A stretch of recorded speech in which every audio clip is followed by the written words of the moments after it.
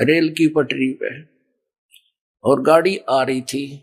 उसने देखा जिस दिशा से कोई डिस्टरबेंस लगी, खड़खड़ खड़ की आवाज आई, उसने उसी साइड में अपने पिछले पैर कर लिए। अकाने दे मुझे कौन डिस्टर्ब करेगा। दोनों दुलत्ती पे ना ली। जब वो रेल ट्रेन निकट आई, दोनों ठोकी उसने तो वो ठा कर भगा दिया, टुकड़े टुकड़े हो गया। तो पुण्यात्माओं, इस परमात्मा का मार्ग है ये, उस समर्थ का चला हुआ ये मार्ग है। इस मार्ग में जो अवरोध पैदा करेगा वो हिरण्यकशिपु की कैटेगरी में आएगा, वो कंस की कैटेगरी में हो। पहले तो हमने गलतियां कर ली बहुत, लेकिन अब उन उदाहरणों से सतर्क होना पड़ेगा और ये ज्ञान पूरे विश्व में जाएगा। एक बार पुनः, अब तो आग लगी पड़ी है, कलयुग घोर दिखाई देता है। किसी मजहब धर्म के पुण्यात्मा भक्ति भी करते और मांस खाते, बीड़ी पीते, शराब पीते, और किसी रिश्वत की आंट नहीं, माया दौड़न की होड़ लगी। तो ये तो घोर कलयुग की अब झलक झांकी आप देख रहे हैं। अब एकदम पुनः शांति होगी पूरे विश्व में। इतने प्यार से रहा करेंगे, इन कोठी और बंगले बनाने की होड़ खत्म हो जाएगी, ज्ञान से हो जाएगी। जैसे एक बैंक मैनेजर था, जब दास ने ये नाम लिया था, उसने बैंक से कुछ लोन लिया और रोहतक के अंदर एक सेक्टर 1 में कोठी गाड़ी, 3.5 लाख रुपए उस समय, आज तो 40 लाख रुपए बने हुआ, बल्कि और ज्यादा 1 करोड़ में ऐसी कोठी बनाई। उसका मुहूर्त करने के लिए संडे का समय किसी पंडित पर जो भी समय था निर्धारित करवाया। अब हम इसी मुहूर्त करा करते, पहले तो पंडित ने कर लेने दो थोड़ी बहुत जटर मटर यू, फिर बाद में घुटी घाटी दर्शन मनावांगे, ये थी मुहूर्त मारी। इतना ज्ञान रह गया था। अब उसने सब मित्र प्यारे फ्रेंड इकट्ठे कर रखे, रिश्तेदार आए हुए थे, और कुछ उस किसी आइटम की आवश्यकता पड़ गई, स्वयं स्कूटर उठाकर और वो सामान लेने के लिए जा रहा था बाजार में। मेडिकल मोड़ के ऊपर एक स्कूटर टकरा गया, 2 व्हीलर से 2 व्हीलर, और पड़ गया। पड़ते ही कनपटी लागी फुटपाथ पे, वहीं पर मृत्यु होगी। अब चाट ले उसको ठीक ने, वो दरा दरा रहेगा, जश्न मनाऊंगा। अब जौन सा काम इस मनुष्य जीवन से करना था उसने तो वो तो छोड़ दिया, इन बकवादा में दौड़ लिए। क्यों दौड़ दिए? क्योंकि हमने माहौल ऐसा बना लिया। अध्यात्म ज्ञान के आधार से हम यहाँ इस साइड पकड़ गए, दूसरी स्पीड पकड़नी थी, भगवान की भक्ति करनी थी। एक मकान ठीक अपना बना ले, ठीक सा, गर्मी सर्दी से बचने के लिए तो इसलिए बना था कि भक्ति में बाधा करती है प्राकृतिक यहाँ की आपदाएं। कभी गर्मी गनी, कभी सर्दी, कभी वर्षा आ गई, कहीं ओले गिर गए, तो उससे बचकर भक्ति करने में डिस्टर्बेंस ना हो, इसलिए झोपड़ी झापड़ी डालकर अपना टाइम पास करना था।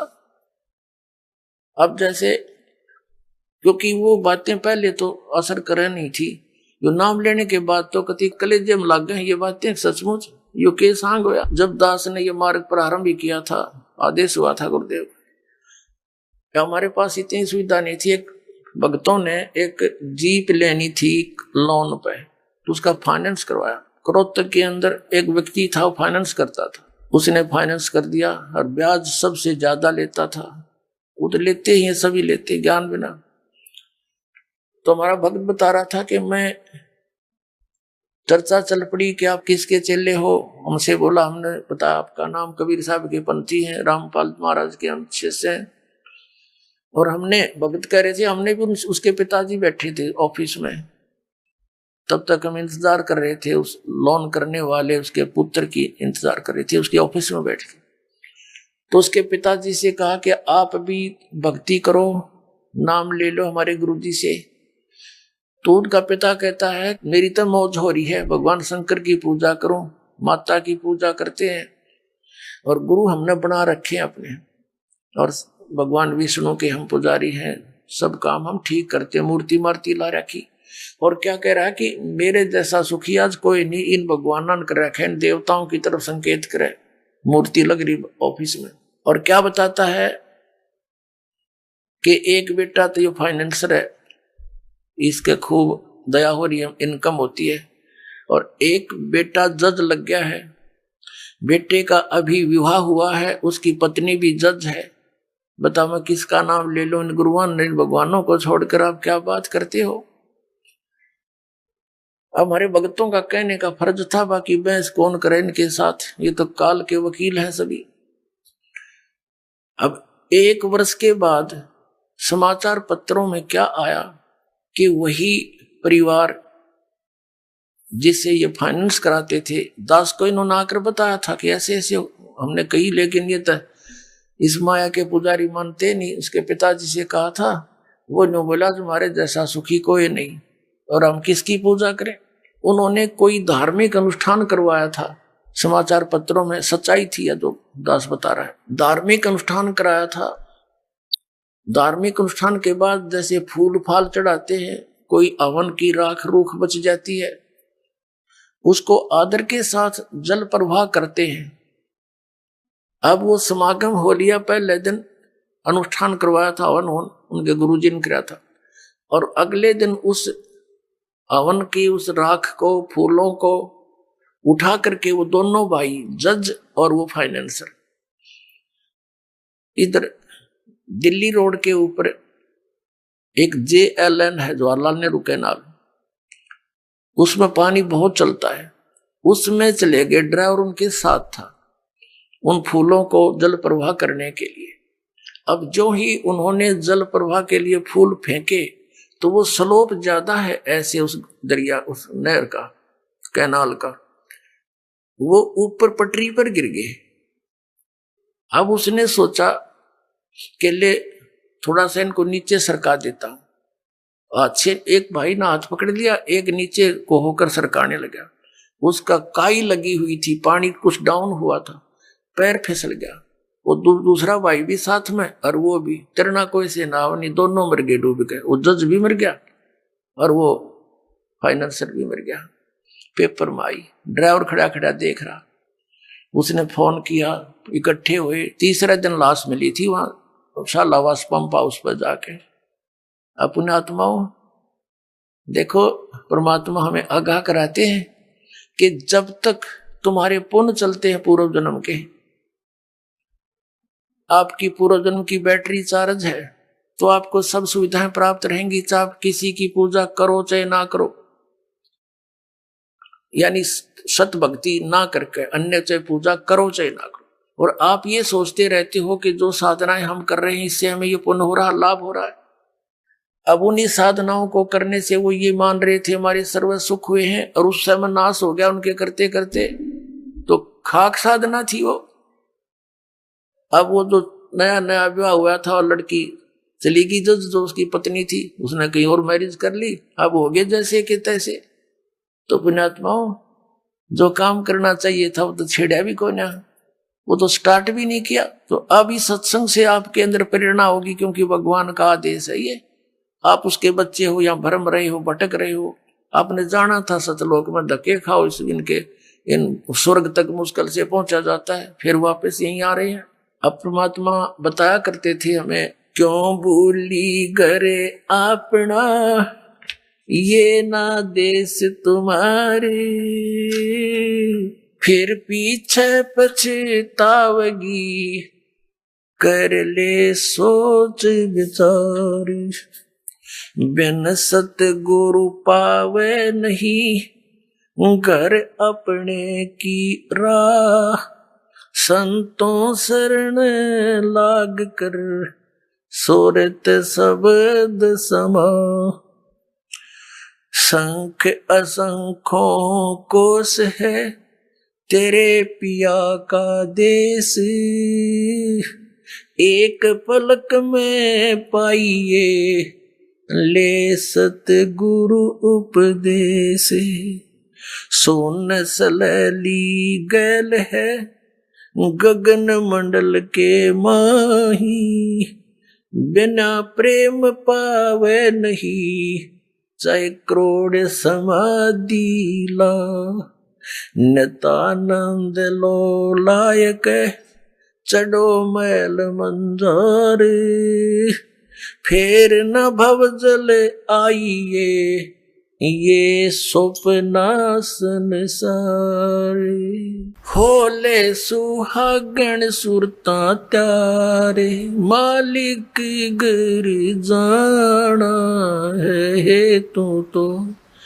होले सुहागण सुरता त्यारे, मालिक घर जाना है तू तो। होले सुहागण सुरता त्यारे, मालिक घर जाना है। तेरा सोन सखर बरतारे, मालिक घर जाना है। तेरा सोन सखर बरतारे, मालिक घर जाना है तू तो। होले सुहागण सुरता त्यारे, मालिक घर जाना है। नाले धोले ओढ़ पैर लेकर 16 श्रृंगार, नाले धोले ओढ़ पैर लेकर 16 श्रृंगार। आज नहीं तय तड़के परसों आवेंगे तेरे लड़ियार, मालिक घर जाना है तू तो। होले सुहागण सुरता त्यार है तेरा, सोन सखर बरतार, मालिक घर जाना है। तेरे साथ की कितनी जाली तू क्यों लारी वार, तेरे साथ की कितनी जाली तू क्यों लारी वार। गुड़िया खेलत जन्म गवाया, लाया है नहीं बेचारे, मालिक घर जाना है तू तो। होले सुहागण सुरता त्यारे है तेरा, सोन सखर बरतारे, मालिक घर जाना।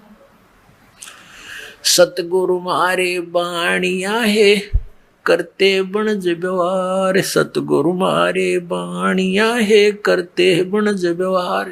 बिन डांडी बिन पालड़े है तोले दिया संसारे, मालिक घर जाना।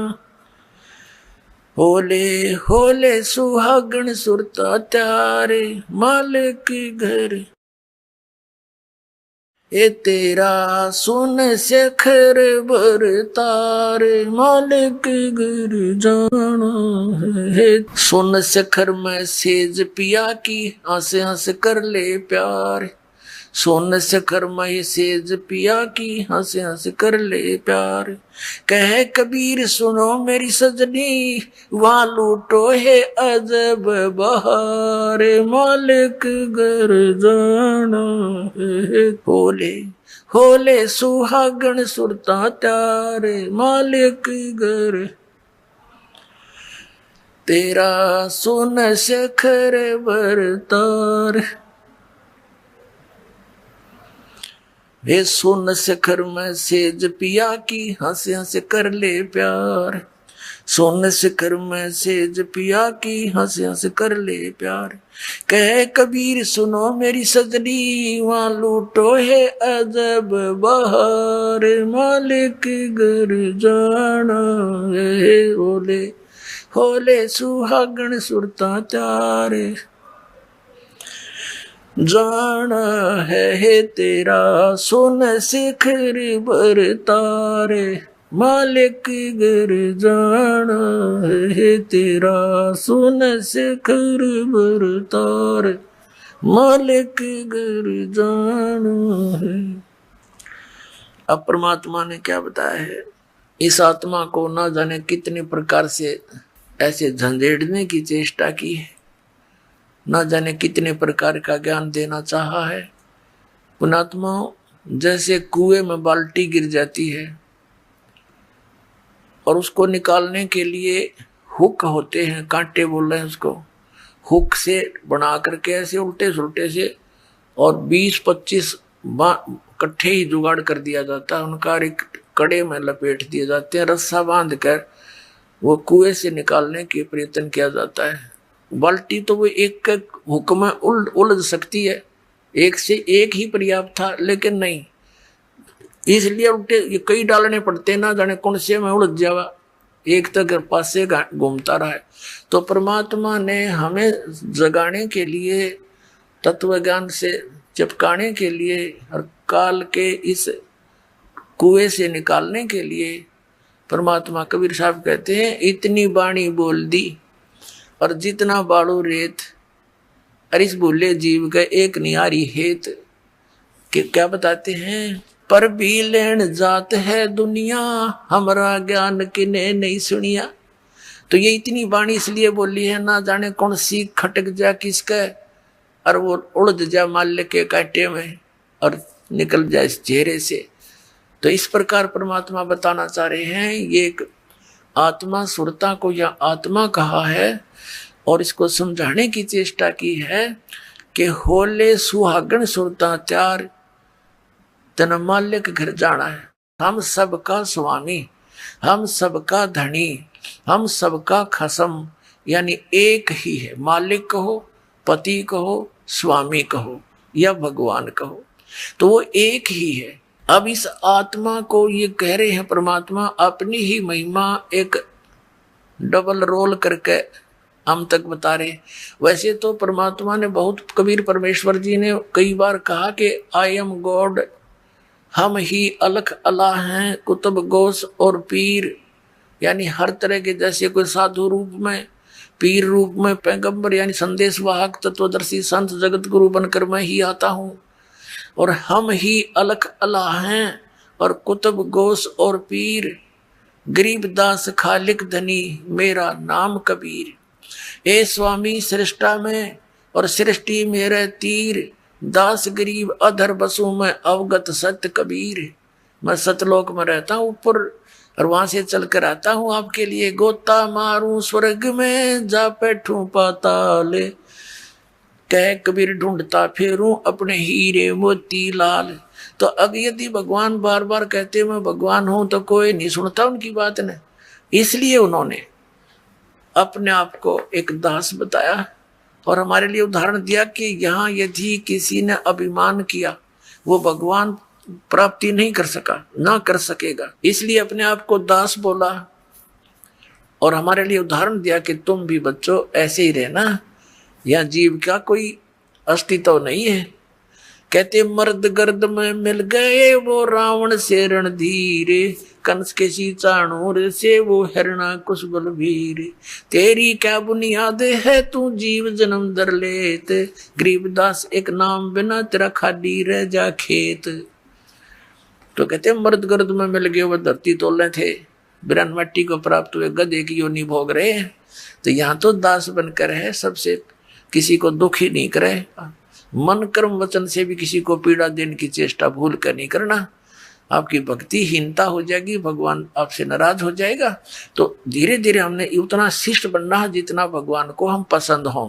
तो उसी के लिए यहाँ क्या बताया है, अब क्या बताते हैं परमात्मा, तेरा सुन शिखर में, सुन शिखर में, सुन माने सबसे वोकम प्लेस जहां और अन्य वस्तु ना हो, उस सुन के पार करके उसकी शिखर में, उसकी टॉप में, वहां तेरा पति रहता है, यानी तेरा मालिक है, वो सतपुरुष है। और वो परमात्मा स्वयं कहते हैं ए स्वामी सृष्टा में सृष्टि मेरा तीर, दास गरीब अधर ऊपर अधर बसूं, ऊपर रहता हूं सबसे टॉप मोस्ट प्लेस पे, और हम अवगत सत कबीर। तो यहाँ परमात्मा उसी तरह संकेत कर रहे हैं कि नाले धोले ओढ़ पैर ले। अपना आत्मा सुहागण कौन होती है, जिस लड़की का विवाह हो गया, जिस लड़की का विवाह हो गया तो वो सुहागण हुई, और जिसका विवाह नहीं हुआ वो कुंवारी है। कुंवारी है तो अपने पति के घर वो जाएगी कैसे, वो तो कुंवारी है, अभी अपने पिता के घर पे ही है। तो हम जिन्होंने उपदेश प्राप्त हो गया, आप सब आत्माओं को जिनको दीक्षा मिल गई, तो आप सुहागण हो गए। अब जब लड़की का विवाह हो जाता है, विवाहित हो जाती है, तो पहले एक विशेष वो होता था, जैसे बच्चे को भेजने के लिए बहुत से आइटम तैयार करने पड़ते थे, और लड़की को भी चिंता हो जाती थी, अपने कपड़ों की कढ़ाई कुढ़ाई का वाला गिरा करती है, तो क्या बताते हैं कि इस राम नाम के धन रूपी इस दहेज ने इकट्ठा कर ले, यो दहेज तू लेकर जागी और ये सब तेरे अंदर जैसे 16 श्रृंगार कर ले। कौन से 16 श्रृंगार? शील, संतोष, विवेक, अक्षमा, भाव, भक्ति, दान का भाव बनना, इस तरह 16 प्रकार के एक साधक के। वैसे तो लड़कियों को 16 श्रृंगार कहे गए हैं, लेकिन भगत के जो श्रृंगार हैं वो कर ले, जिससे तू अपने पति को प्यारी लगे। यानी मांस, शराब, तम्बाकू ना खाना, आन उपासना नहीं करनी, और ये शील, संतोष, विवेक, दया भाव, नम्रता, एक बहुत अच्छा मृदु भाषा, इस तरह के जो आपके श्रृंगार हैं भक्त के, यदि आप इन श्रृंगारों से युक्त हैं तो भगवान को अच्छे लगोगे। ये उदाहरण दे रहे। नहाले धोले ओढ़ पैर ले। नहाना धोना क्या है? सत्संग रूपी इस अमृत सरोवर में आत्मा के मैल तार ले। नहाले धोले ओढ़ पैर ले और कै 16 श्रृंगार, यानी सब मर्यादा में रहे। और आज नहीं तो कल परसों तेरे आवेंगे लणियार। ये देसी भाषा हरियाणा की लगभग। परमात्मा तो सब भाषाओं में ही बोला उन्होंने ज्ञान, ताकि मेरे बच्चे कहीं भी हैं वहीं पर समझ जाए। लणिहार मीन तुझे लेने वाले तेरे पति आएंगे, यम के दूत समझ ले। यहाँ तो लणिहार यम के दूत हमारे। और वहां सतलोक चलोगे तो परमात्मा आएंगे इस दास के रूप में। कहते हैं आज नहीं तो कल परसों, यानी एक दिन तो मृत्यु होनी ही है आपकी, यहाँ तो रहना ही नहीं किसी ने। तो चलने की तैयारी करनी पड़ेगी। 200 आगण होगी, यानी जिन्होंने नाम ले लिया, गफलत नहीं करना है। वो तो कभी भी आ सकते हैं लेने के लिए। अब तो हम प्राय हो गए हैं। तो इसके विषय में बताया है, तेरे साथ की कितनी जाली तू क्यों लारी वारे, गुड़िया खेलत जन्म गवाया तन लाया नहीं बेचारे। अपनात्मा पहले हम छोटे छोटे थे, जब हमारी बहनें बुआएं उनकी ठीक दर दिया करते, ठीक निर्धारित समय कर देते थे ससुराल जाने का। तो उस ठीक से पहले वो क्या करती थी, अपने कपड़े करते थे 40 तीड़ अगलियां की, ये 20 तीड़ बारलियां की। तिल बिन सेट, वो कपड़ों के सेट को तीड़ बोला करते। घाघरा हुआ करता भरा सा, उस पर जुगल कुर्ता एक चुंदड़ी, वह तीड़ बोला करते कंप्लीट सेट को। तो वो टेलर आते थे वहां, घर पे ही उन कपड़ों को सील जाते थे, तो टुकड़े बच जाते थे कपड़ों के। तो छोटी बहनें जो होती थी, छोटी छोटी बालक, वो क्या करती थी, उन कपड़ों को उठा के और ऐसे ही तय करके और बना लेती थी।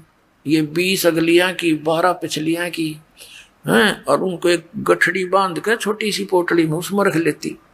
और रोज खेलने के समय निकाल लेती, एक एक न एक, या अगलियां की या पिछलियां। और कोई भाई या दूसरी बहन उसके उस चीथड़े ने, उस कातर, इतनी कतर ने, लीर ने कोई निकाल लेता, वह गिनती ना पाई 40 तय, तो रोवर पा पीटा है, इसने मेरी तीड़ निकाल ली, हाय मेरी तीड़ निकाल ली। अब वो रोए बुरी तरह, उन्हें पूछे क्या हो गया, कि मेरी तीड़ निकाल ली, इतनी थी, एक कम पाई, इसने निकाल ली। वो फिर वापस दे दे तो वह राजी हो जाए। तो ये खेल थे।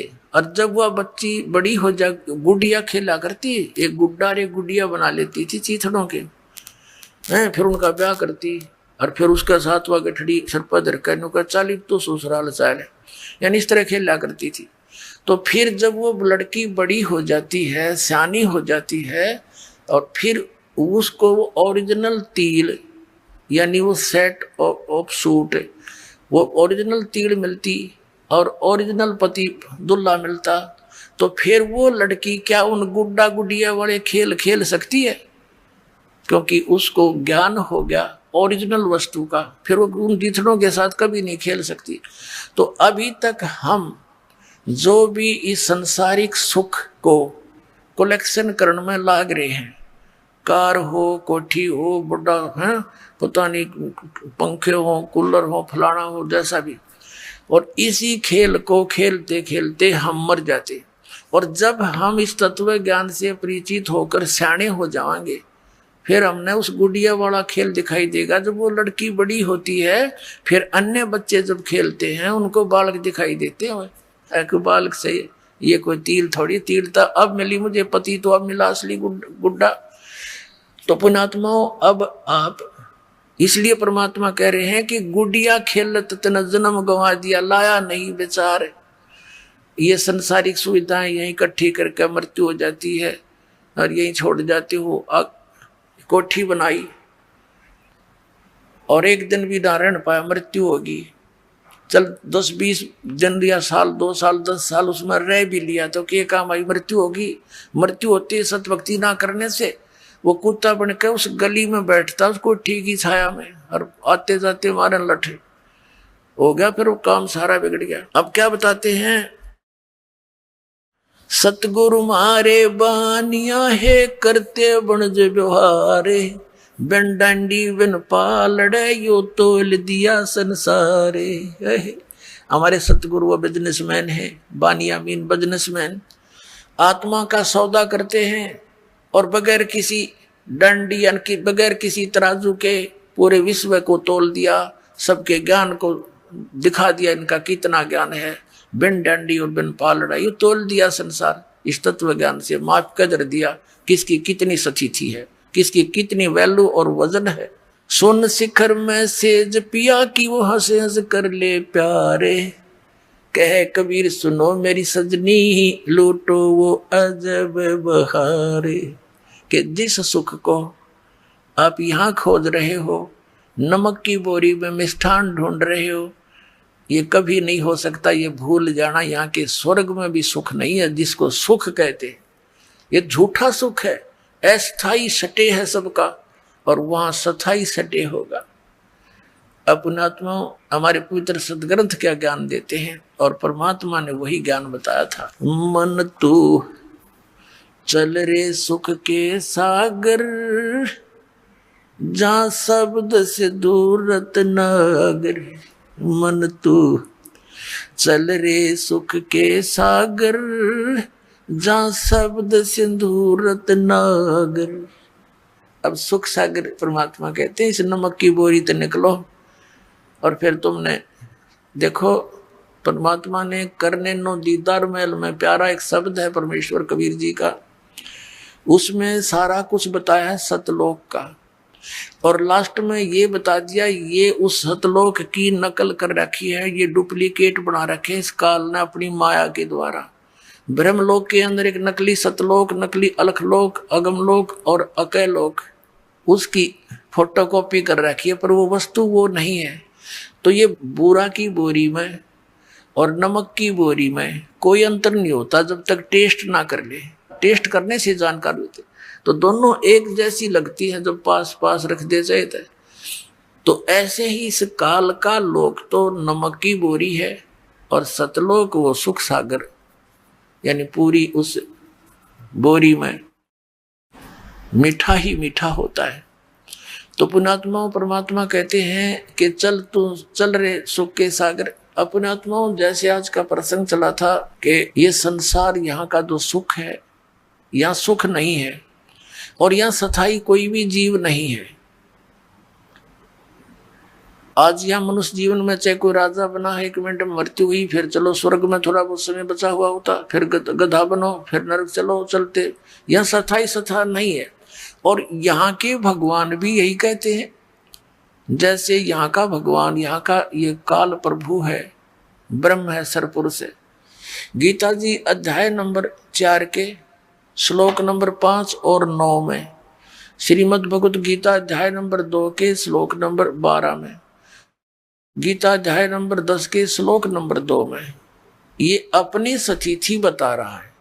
अर्जुन मेरे और तेरे बहुत जन्म हो चुके हैं। श्री कृष्ण जी में प्रवेश करके ये ब्रह्म बोल रहा है, सरपुरुष बोलता है, और कह रहा है कि अर्जुन तेरे और मेरे बहुत जन्म हो चुके हैं, तुझे पता नहीं, तुझे ज्ञान नहीं, मुझे जानकारी है।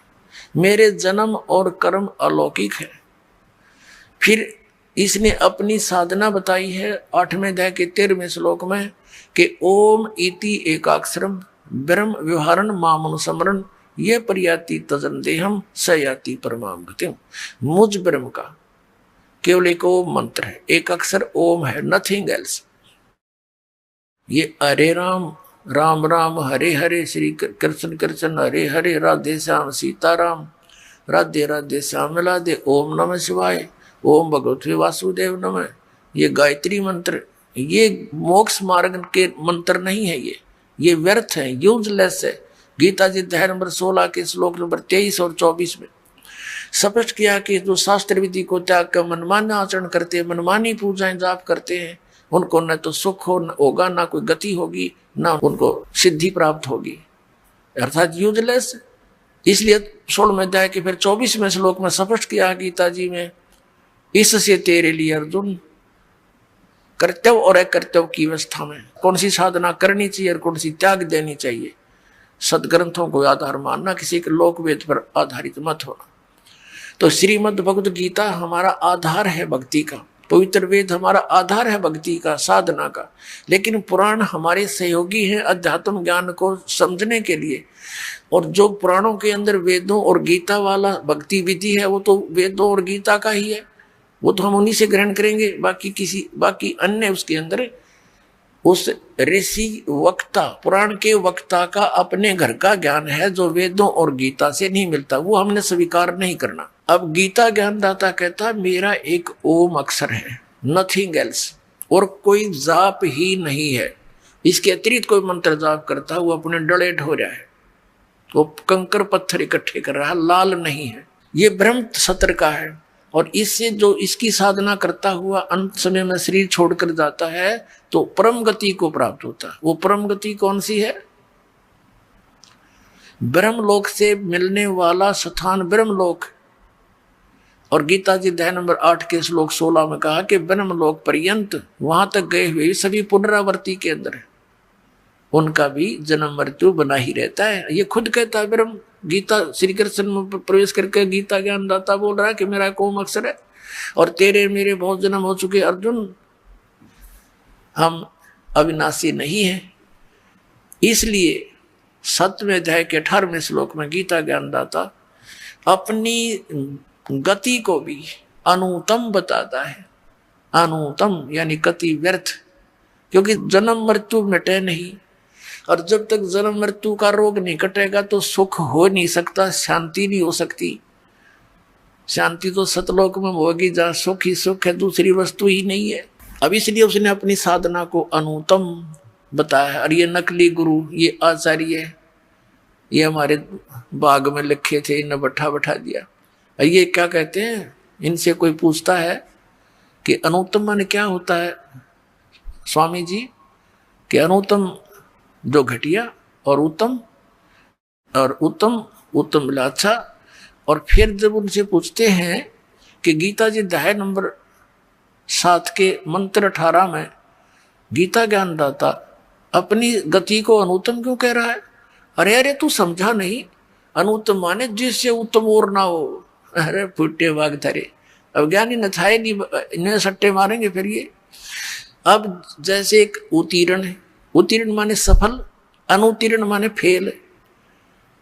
अब किसी बच्चे के पीछे लिख दिया रिजल्ट में अनुत्तीर्ण, और वो नौका है घर जाके कि ना अनुत्तीर्ण का अर्थ होता सब तो पास है, जिसका बराबर कोई पास है ना हो तो बकाले बेसिक, लेकिन वहां लिखा ना पावा तुम्हारा अगली क्लास में।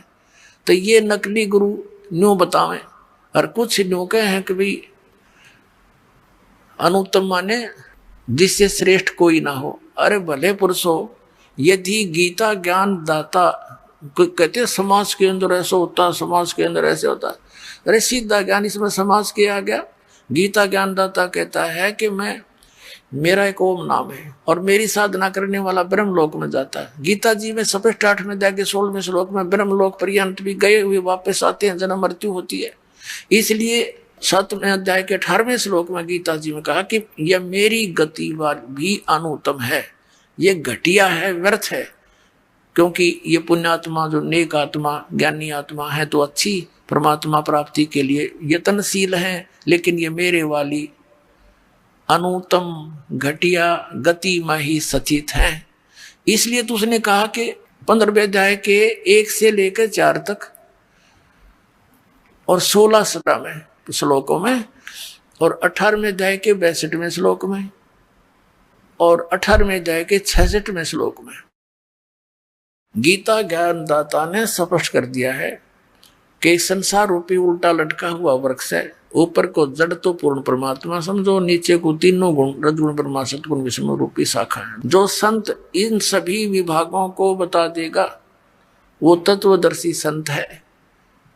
और गीता जी अध्याय नंबर 4 के श्लोक नंबर 34 में कहा है कि जिस तत्व ज्ञान के बारे में सच्चिदानंद घन ब्रह्म की वाणी में चौथे अध्याय के 32वें श्लोक में कहा गया है कि वो सच्चिदानंद घन ब्रह्म की वाणी में ब्रह्मण मुखे, उसके परमात्मा के मुख कमल से उच्चारित वाणी कबीर वाणी में जो विस्तार के साथ धार्मिक अनुष्ठानों का ज्ञान दिया गया है, यज्ञों का, वो तत्व ज्ञान है। चौथे अध्याय के 34वें श्लोक में कहा कि उस तत्व ज्ञान को तू तत्वदर्शी संतों के पास जाकर समझ, वो तत्वदर्शी संत तुझे बताएंगे।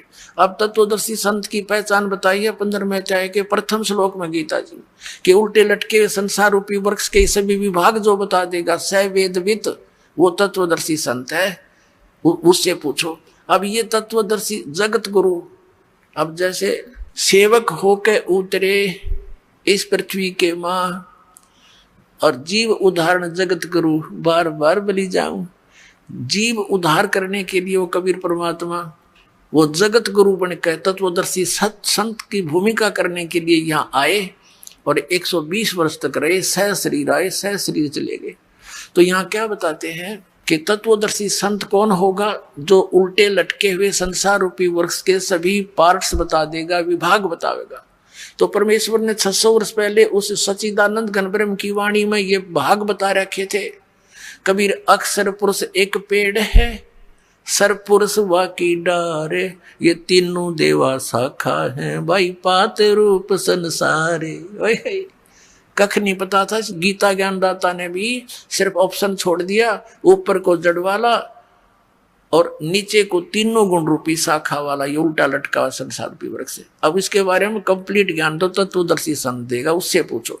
अब परमेश्वर ने 600 वर्ष पहले दे रखा था ये ज्ञान, लेकिन नकली आचार्यों ने, गुरुओं ने हमारे तक कान नहीं दिया, हमारे को दूर रखा, अपने भगवान से मिसगाइड करते रहे। कबीर तो जुलाहा है, धानक है, इसने सदग्रंथों को कैसे जाना, इसको इसने संस्कृत पढ़ना नहीं आता, केवल ब्राह्मण लोग ही संस्कृत के पढ़ने के अधिकारी थे उस समय। तो हमने यह बात इनकी मान ली झूठों की कि भाई सचमुच कबीर साहब तो जुलाहे थे, दानक थे और ये पढ़े नहीं होंगे। आज पता चला वो तो पढ़े पढ़ाए थे, उन्हें पढ़ने की आवश्यकता ही नहीं थी। वो तो परमात्मा थे, सब भाषा के ज्ञाता थे, उनकी रची हुई सृष्टि थी, उनका दिया हुआ विधान था, उनको कंठस्थ याद है, तो मालिक है।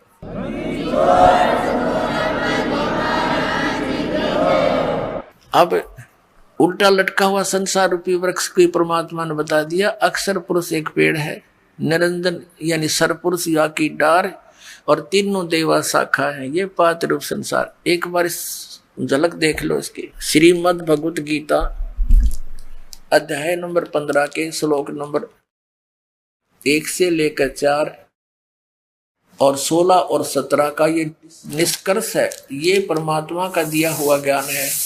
अब जैसे जड़ परोक्ष होती हैं, गुप्त होती हैं, पृथ्वी से बाहर इतना हिस्सा दिखाई देता है वृक्ष का, इसलिए परमात्मा ने कहा ये अक्षर पुरुष एक पेड़ है, ये तना समझो, ये तो अक्षर पुरुष है और सरपुरुष वा की डार और तीनों देवा शाखा है, ये पात रूप संसार।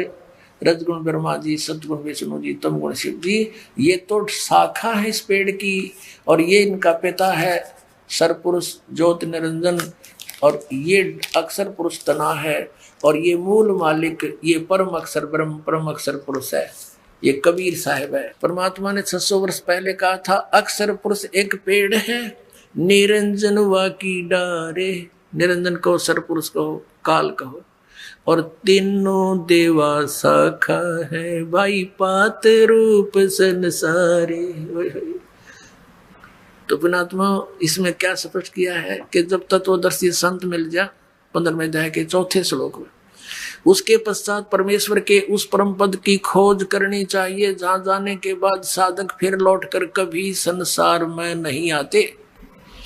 और गीता ज्ञानदाता कहता मैं भी उसी की शरण में हूं और जिस परमात्मा ने सारे ब्रह्मांडों की रचना की है, यानी जिससे संसार रूपी वृक्ष की प्रवृत्ति विस्तार को प्राप्त हुई है, यानी जिसने सब ब्रह्मांडों की रचना की है, और मैं उसी की शरण हूं, केवल उसी की पूजा करनी चाहिए और की नहीं।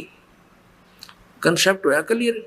गीता ज्ञानदाता अपने से अन्य किसी भगवान उस सर्वशक्तिमान की साधना करने को कहता, जिससे ऐसी भक्ति मिलेगी, ऐसी गति मिलेगी, फिर कभी लौटकर संसार में नहीं आते। अब गीता जी अध्याय नंबर 15 के श्लोक 16 और 17 में दो पुरुष बताए हैं, एक सरपुरुष एक अक्षर पुरुष। ये देखिएगा, अपने सदग्रंथों में अनमोल खजाना भरा पड़ा है, और ये आउट ऑफ सिलेबस पढ़ाते रहे हमारे धर्मगुरु। इन्हें बैठा बैठा दिया हमारे पूर्वजों का, सारे भूत बनवा दिए।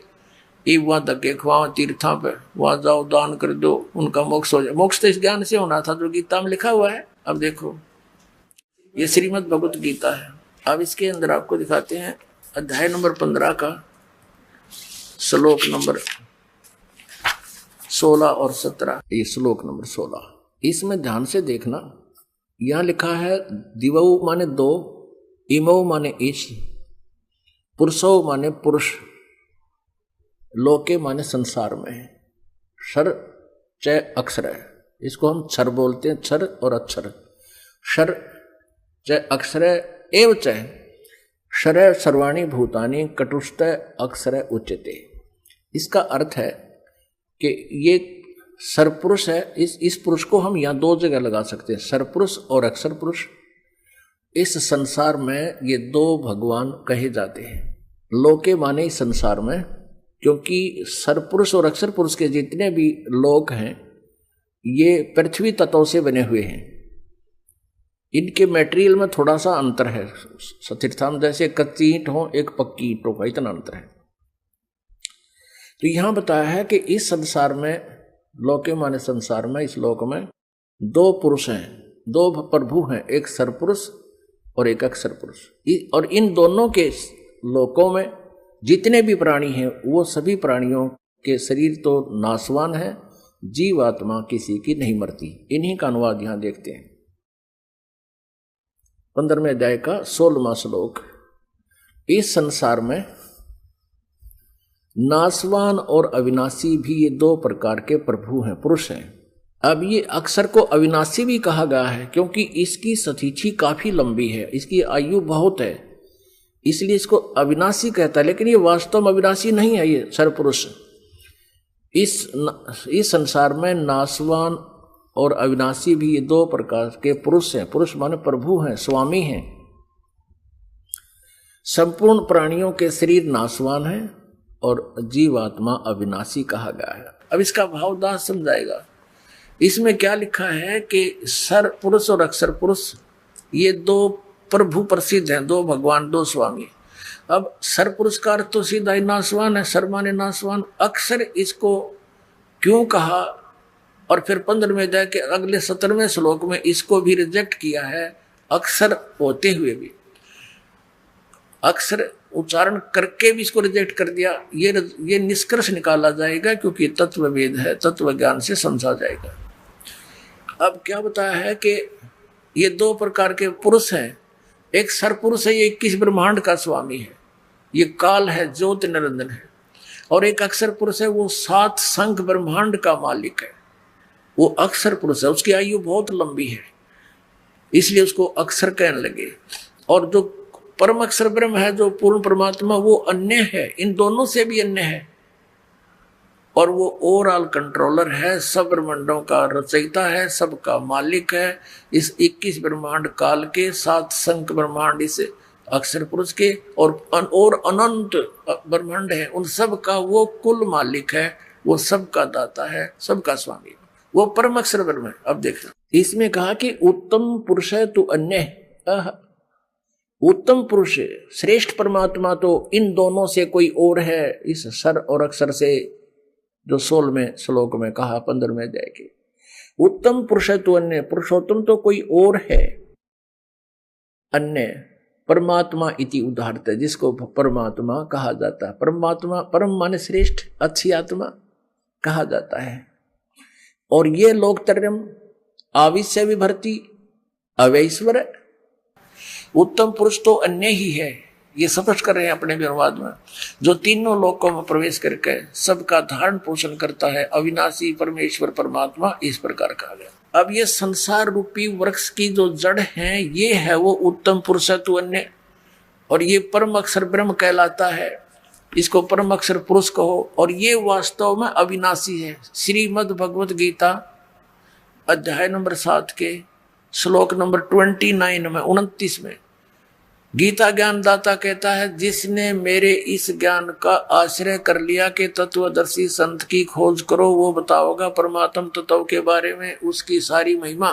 तो जो उसके पश्चात जो भक्त श्रद्धालु जरा और मरण से छूटने का प्रयत्न करते हैं, इस संसार के किसी भी इस नकली सुख की डिमांड वो नहीं करते, तो वो तत्ब्रह्म से और सारे अध्यात्म ज्ञान से और सभी कर्मों से परिचित हैं।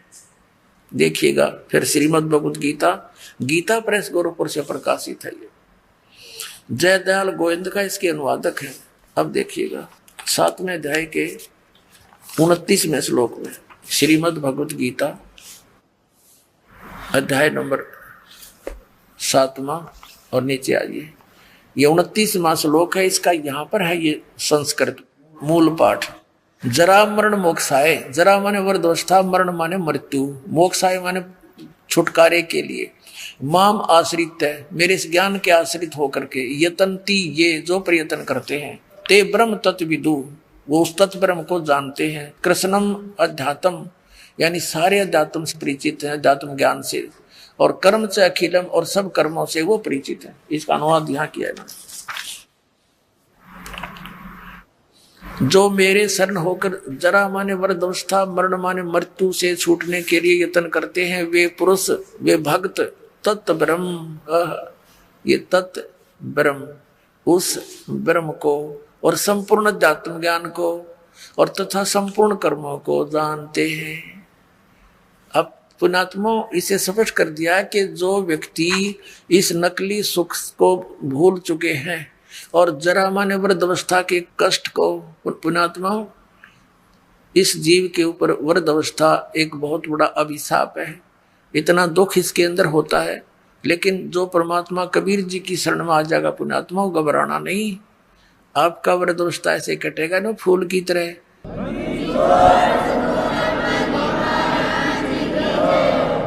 लेकिन जब तक सत भक्ति नहीं करते वो दुखी रहा करें, लेकिन फिर भी वृद्धावस्था तो वृद्धावस्था ही है।